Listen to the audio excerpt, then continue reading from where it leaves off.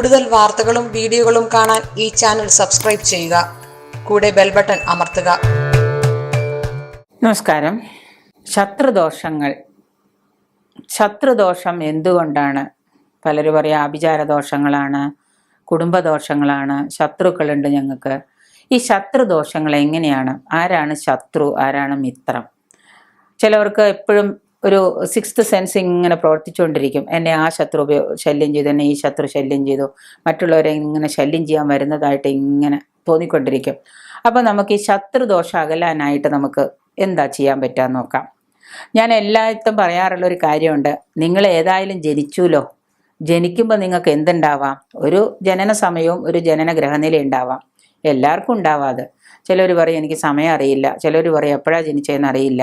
എങ്കിലും ഒരു നാള് കേട്ടറിവുണ്ടാവുമല്ലോ. അത് വെച്ചെങ്കിലും നിങ്ങൾ നിങ്ങളുടേതായ ഇപ്പോഴത്തെ അവസ്ഥ എന്താണോ അതിനെ നിങ്ങൾ ആദ്യം കണ്ടുപിടിക്കാം. എല്ലാവർക്കും ഉണ്ടാവും. ഇപ്പോൾ 40 വയസ്സായ ആൾക്കും 50 വയസ്സായ ആൾക്കും. ഇനിയിപ്പോൾ 50 വയസ്സായ ഇനി എന്ത് നോക്കാനാ എന്ന് ചോദിക്കുന്ന ആളുകളുണ്ട്. 50 വയസ്സായ ഇനിയൊരു 20 കൊല്ലം, 70 വയസ്സ് വരെ ഉണ്ടെങ്കിൽ ഇനിയുള്ള 20 കൊല്ലം ഉണ്ടല്ലോ. ഒരു മനുഷ്യനെ നന്നാവാൻ 5-6 വർഷം മതി. ശരിക്കും പറഞ്ഞാൽ ഒരു 5 വർഷം നല്ലോണം കഷ്ടപ്പെട്ട. അപ്പോൾ നിങ്ങൾ ആദ്യം തന്നെ നിങ്ങൾ ജനിച്ച സമയത്ത് നിങ്ങളുടെ ഗ്രഹനില എന്താണെന്ന് നോക്കാം.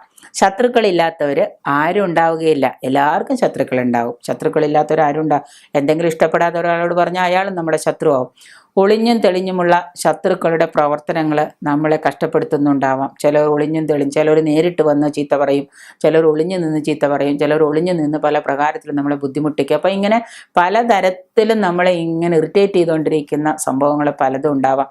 അതുകൊണ്ട് തന്നെ നമുക്കെന്താണ്, ഇവരുടെ ഈ ഉപജാപ പ്രവർത്തികളിലൂടെ, ഈ ശത്രുക്കളുടെ ഉപജാപ പ്രവർത്തികളിലൂടെ പല ദോഷങ്ങളും നമുക്ക് നേരിടേണ്ടി വരാം. പല മാനസിക ടെൻഷനും ഉണ്ടാവാം. ചിലവർ നേരിട്ട് വന്ന് ആക്രമിക്കുകയും കൂടെ ചെയ്യും. അപ്പോൾ ഈ ഉപജാപ പ്രവർത്തികളൊക്കെ കൊണ്ട് നമുക്ക് ഇങ്ങനെ തല സ്ട്രെസ്സായിട്ടുണ്ടാവും. അപ്പം ഇങ്ങനെ ഉണ്ടാകുന്ന ദോഷങ്ങൾ അടിക്കടി വരുമ്പോൾ ആദ്യം നമ്മൾ ഗ്രഹദോഷങ്ങൾ എന്താണെന്ന് നോക്കുക.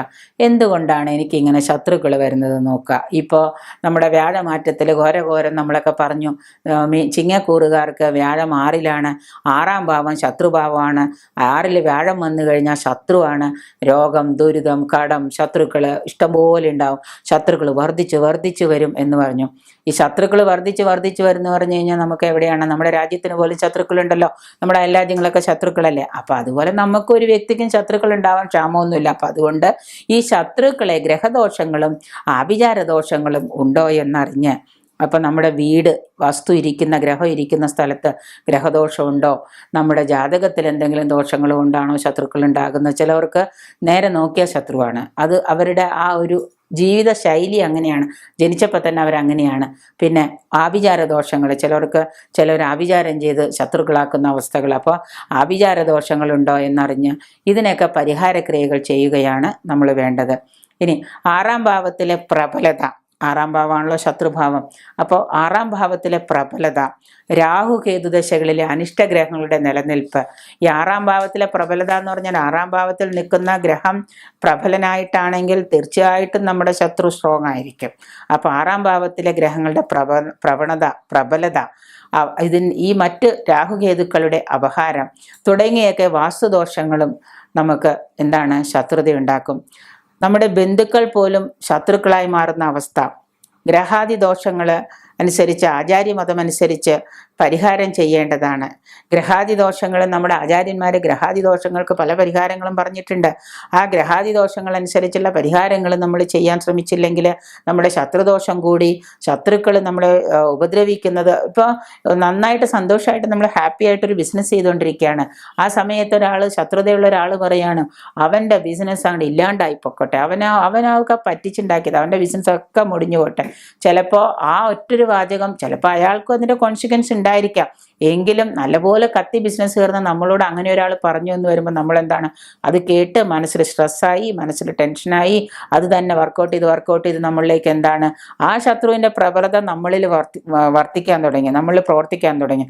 അങ്ങനെ നമ്മൾ എന്താണ്, ചിലപ്പോൾ അതിന് അടിമപ്പെട്ടു പോകും. അപ്പോൾ ആചാര്യ മതമനുസരിച്ച് നമ്മൾ എന്ത് ചെയ്യണം? അങ്ങനെ ഒരു ശത്രുദോഷം ഉണ്ടെങ്കിൽ തീർച്ചയായിട്ടും നമ്മൾ അതിനൊരു ആചാര്യ മതമനുസരിച്ചുള്ള പരിഹാരങ്ങൾ ചെയ്യേണ്ടത് ആവശ്യമാണ്. അങ്ങനെ ചെയ്തു കഴിഞ്ഞിട്ട് ശത്രുദോഷം അകലുന്നതിന് പതിവായിട്ട് നമ്മൾ ചെയ്യേണ്ടത്, ആദ്യം നേരത്തെ പറഞ്ഞു, പൂജാപരിഹാര ക്രിയകൾ, ബഹുളാമുഖി പൂജ, പ്രത്യങ്കരി ഹോമങ്ങൾ, ഈ ഹോമങ്ങൾ ഒന്നും കൂടാതെ സുദർശനം ചെയ്യാം. ഇതെല്ലാം ചെയ്തതിന് ശേഷം നമുക്ക് മഹിഷാസുരമർദിനി രൂപത്തിലുള്ള ദേവിയെ ഭജിക്കുന്നതാണ് ഉത്തമം. മഹിഷാസുരമർദിനിയുടെ രൂപം നിങ്ങൾ കണ്ടിട്ടുണ്ടാവും. ആ രൂപത്തിലുള്ള ദേവിയെ നമ്മൾ സ്ഥിരമായിട്ട് ഭജിക്കുന്നത് നമ്മുടെ ശത്രുദോഷം മാറാൻ ഉത്തമമാണ്. മഹിഷാസുരമർദിനിക്ക് രക്തപുഷ്പാഞ്ജലി ചെയ്യാം. പിന്നെ നമ്മൾ പറയുന്നത് സൗന്ദര്യ ലഹരിയിലെ, ഞാൻ ഈ പറയുന്ന ശ്ലോകങ്ങളൊക്കെ നിങ്ങൾ മാർക്ക് ചെയ്ത് വെക്കണം. സൗന്ദര്യ ലഹരിയിൽ ഓരോ കാര്യത്തിനും ഓരോ ശ്ലോകങ്ങളാണ് സൗന്ദര്യ ലഹരിയിൽ. ശങ്കരാചാര്യർ അത് പറഞ്ഞിരിക്കുന്നതും അതനുസരിച്ചിട്ടാണ്. ഇപ്പോൾ കേസിനൊരു ശ്ലോകം, അതിലാത്തനൊരു ശ്ലോകം, അങ്ങനെ അത് ഇത്ര പ്രാവശ്യം ജപിക്കണമെന്നും ഇത്ര പ്രാവശ്യം ഇത്രാമത്തെ ശ്ലോകം ജപിക്കണമെന്നും ഓരോന്നിനും വ്യക്തമായിട്ട് പറയുന്നുണ്ട്. അത് ഏറ്റവും കൂടുതൽ അനുഭവ സമ്പത്തും കൂടിയാണ്. അപ്പം അതുകൊണ്ട് സൗന്ദര്യ ലഹരിയിലെ 26ാമത്തെ ശ്ലോകം മഹിഷാസുരമർദിനി സ്തവമോ പാരായണം ചെയ്യുക. സൗന്ദര്യലഹരിയിൽ 26ാമത്തെ ശ്ലോകമോ മഹിഷാസുരമർദിനിയിലെ മഹിഷാസുരമർദിനി സ്തവം, മഹിഷാസുരമർദിനിയുടെ ആ സ്തവം, അതായത് അഷ്ടസ്തോത്രം പോലെ അത് പാരായണം ചെയ്യുന്നത്. വൈരീ നിവാരണ ഭദ്രകാളി മന്ത്രങ്ങൾ, വൈരീ നിവാരണ ഭദ്രകാളി സ്തോത്രമുണ്ട്. ഭദ്രകാളി പത്ത് എന്ന് പറയുന്ന ബുക്ക് വാങ്ങിച്ചു കഴിഞ്ഞാൽ, ഭദ്രകാളി ഗ്രന്ഥം വാങ്ങിച്ചു കഴിഞ്ഞാൽ അതിൽ എഴുതിയിട്ടുണ്ട് ഭദ്രകാളി സ്തവം. ഈ വൈരനിവാരണ ഭദ്രകാളി സ്തവം നമ്മുടെ ശത്രുക്കളെ നമ്മളെ ശല്യം ചെയ്യാതിരിക്കുക, ശല്യം ചെയ്യുന്ന ശത്രുക്കളെ അമ്മ തടയും. അപ്പോൾ അതിനു വേണ്ടിയിട്ടുള്ള ഭദ്രകാളി സ്തവം ഇതൊക്കെ നമ്മൾ നിരന്തരം പാരായണം ചെയ്യുക. ശത്രുക്കൾ ഉണ്ടെന്ന് തോന്നിക്കഴിഞ്ഞാൽ ഉടനെ ഇതൊക്കെ അങ്ങ് ചെയ്തോളുക. ചെയ്തു കഴിഞ്ഞാൽ ശത്രുദോഷം അകലാൻ ഫലപ്രദമാണ്. ഒപ്പം തന്നെ നിങ്ങളുടെ ജാതകം പരിശോധിക്കണം, ഗ്രഹദോഷം നോക്കണം. ഗ്രഹദോഷത്തിനും പരിഹാരം കൂടെ ചെയ്തതിന് ശേഷം ഇതൊക്കെ ചെയ്തു കഴിഞ്ഞാൽ പെട്ടെന്ന് നിങ്ങൾക്ക് ഇൻസ്റ്റൻ്റ് ആയിട്ട് റിസൾട്ട് കിട്ടാൻ തുടങ്ങും. അപ്പോൾ ഇതൊക്കെ ചെയ്തു കഴിയുക കുടുംബ ഭദ്രതയുണ്ടാകാനും, ബഹുളാമുഖി യന്ത്രം അല്ലെങ്കിൽ മഹിഷാസുര മർദിനി യന്ത്രം ഇവയിൽ ഏതെങ്കിലും ഒന്ന് ധരിച്ച് നിങ്ങൾ വിധിപ്രകാരം ഉത്തമമായിട്ട് ധരിക്കുന്നത് ഉത്തമമാണെന്ന് മാത്രമല്ല, ഇത് ധരിച്ചു കഴിഞ്ഞാൽ നിങ്ങൾക്ക് എന്താണ്, നിങ്ങളുടെ ശത്രു നിങ്ങളെ ശല്യം ചെയ്യുന്നു എന്നുള്ള നിങ്ങളുടെ 6th സെൻസിന്റെ പ്രവർത്തനം ഇല്ലാണ്ടാവുകയും ചെയ്യും. ശത്രുക്കളെ നിങ്ങൾക്ക് പൂർണ്ണമായിട്ട് മാറ്റാനും സാധിക്കും. നരസിംഹ സ്തോത്രം ഇതൊക്കെ ഒരുപാട് ശത്രുക്കളെ നമുക്ക് മാറ്റിവെക്കാനും അകലാനും നല്ലതാണ്. അപ്പോൾ സൗന്ദര്യലഹരിയിലെ 26ാമത്തെ ശ്ലോകം മഹിഷാസുരമർദിനി സ്തവം, വൈരീ നാരായണ ഭദ്രകാളി സ്തവം, വൈരീ നിവാരണ ഭദ്രകാളി സ്തവം, പിന്നെ ബഹുളാമുഖി യന്ത്രം, ഇതൊക്കെ നിങ്ങൾ വിധിപ്രകാരം ധരിക്കുക.